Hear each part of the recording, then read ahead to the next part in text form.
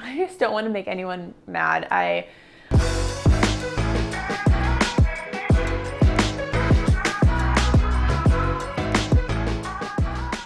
Hey there, welcome back to Love Lauren, an inside look at a single 20-something photographer's attempt at living an adult life. Last week, I talked about some of my unpopular wedding opinions, and I wanted you guys to share some of your unpopular wedding opinions, and you guys really pulled through.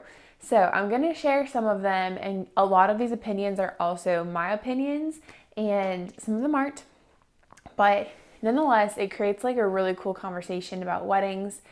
I think the overarching theme of this is that you do not have to do something at your wedding just because you think you have to, or because you saw your best friend do it at her wedding or his wedding, or it's tradition, okay? So I just want to lead with that. If these things, if you're like, no, I love these traditions, they're really meaningful, like super awesome, love it. As long as you're happy with it, I'm happy with it. But these are some other unpopular opinions that I'm excited to share with you. So let's jump in. So a lot of you wrote in about the garter toss and the bouquet toss. And here's the thing. I don't love either of them. I think it ends up just being another thing to do at the reception that sometimes gets overlooked or forgotten about or rushed through. I would prefer to do a bouquet toss over a garter toss. There's something about a groom retrieving a garter with like the bride's grandma sitting right in front of her that just like doesn't sit super well with me. And so, I don't know, not super into the garter thing or the bouquet toss. I don't know if we need those anymore, but a lot of you wrote in about that. So here's an interesting opinion.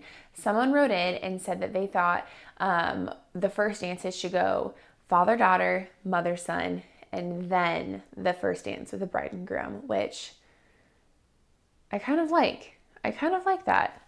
Another thing I've seen at a couple weddings is right when the couple enters the reception, they do their first dance like right away. Which I think is special too. And then it kind of separates it from the other first dances. Okay, another unpopular opinion has to do with Candid Photographers. If you would have asked me like a year and a half ago what I thought of Candid Photographers, meaning someone else other than the hired photographer and or his second shooter, there's another person with another camera taking more images. And about a year and a half ago, I would have said, no, we don't need it, get rid of it. But my opinion has changed a little bit.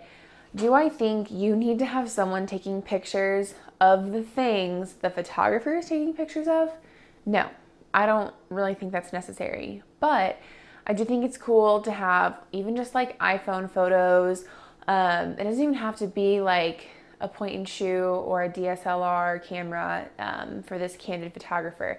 If your photographer doesn't come until 10 a.m. but hair starts at 8 a.m., maybe you just want to snap some pictures of each other and of that process before the photographer gets there. And that's great, but I don't think we need to duplicate the photos that are already being taken by your photographer who you have paid to be there, who will give you all of the images that you can share with your family and friends. I've been there before. It's frustrating. So, Candid Photographers, I'm here for it. Don't get in the photographer's way. And don't just like take pictures of the poses the photographer's doing, because it's kind of like stealing their creativeness. But I'm not like super against them. All right, another unpopular opinion kind of revolves around the wedding party. So a few of you said normalize small wedding parties, small bridal parties, and some of you talked about having only family and wedding parties. Here's the deal. Not everyone has like 4 sisters and 5 brothers that you can have combined between the bride and groom to be part of your wedding party. Sometimes you do need to find those friends that feel like family. But I have seen it so often where a bride or a groom will have someone in their wedding party and then they don't speak to them a year after their wedding. You know, there's no relationship there. And so I just think it's important to choose people that you know you're going to stay in contact with, or that you know you're going to make an effort to stay in contact with. And the thing that never changes is like your family, you will always be in contact with for the most part because they're your family. And so I don't think you're ever gonna regret going smaller, maybe just having your sisters, or a few of you actually mentioned loving seeing guys stand up for the bride. So let's say the bride has a brother who she's really close to. Maybe he stands on her side in his suit or tux or whatever, and maybe the groom's sister stands on his side. My parents actually had like some of their couple friends stand up on their side. So my dad had like one of his couple friends, like husband and wife, stand up for him, and mom had the same thing. So I just think being different, like again, no one is saying that you have to have 6 bridesmaids and every wedding that you've been in, those girls that bride needs to be in your wedding party. So have it be unique. Not even just unique, have it be special to you. Have those people who are in your wedding party mean something, and know that they're there for the long haul because they're there to support your marriage. It starts day one through the rest of your lives. So a few of you talked about small weddings. Actually, one of my brides who had to do a micro wedding because of COVID said that she didn't regret a single thing, which I loved her wedding. I love small intimate weddings. One of the comments here says, even if you know 1,000 people, you don't need more than 200 people at your wedding ever. I agree. I'm a huge fan of small weddings, but I know it's a special time and you want all your people there, but I love small weddings. All right, a couple of you talked about the unity candle, unity sand, unity cross, all these things that symbolize unity in your ceremony. So one of you guys said, what's the point of having those? Isn't the symbol of the marriage of unity, like being married and your rings, like that is a symbol of unity? And yeah, it is. But I think number one, a lot of people choose to have a unity thing because they feel like they have to have one. And then it becomes not special. But for example, if you have a cross you guys put together, but it ends up in a box in your basement, like what's the point of that, right? If it's in your living room or in your dining room and you see it every time you sit down for a meal together, or every time you're cooking together in the kitchen or wherever, that's also a sign, in addition to your rings, in addition to your marriage, about what you promise each other. So I think there are really cool things to do, like really cool ways to implement the unity piece in your wedding. But don't just do something because everyone does it and you feel like you have to. One of the coolest unity pieces that I've seen done at a wedding, it's one of my favorite weddings in general. They welded together like a stained glass piece of art, and I'm assuming it's hanging in their kitchen or in their living room, and when the sun shines through it and there is colorful light coming through their window, that they're reminded of their wedding day. And that is the coolest thing. So find something really cool that means something to you and your groom, or the bride and the groom, and that's a really cool thing to have to symbolize your unity in addition to the marriage and the rings. But don't just pour sand because someone's telling you you need to have a piece of like a unity symbol, okay? Like do something special and unique that reminds you of your covenant and your unity. I'm just gonna kind of rapid fire through these last ones. Party buses for wedding parties are tacky.